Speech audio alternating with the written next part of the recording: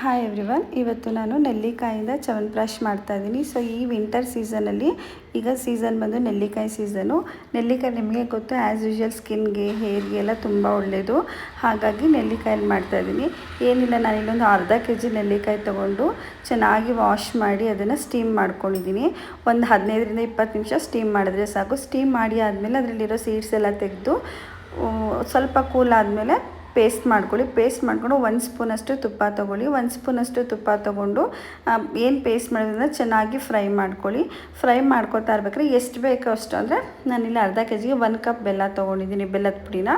So ನಿಮಗೆ taste ಹೇಗಿರಬೇಕು, ಮಕ್ಳಿಗೆ ಕೊಡ್ತಾ ಇದ್ದೀರಾ ಅಥವಾ ನೀವು ತೊಗೋತೀರಾ ಅಂದರೆ ನೋಡ್ಕೊಂಡು ತೊಗೊಳ್ಳಿ.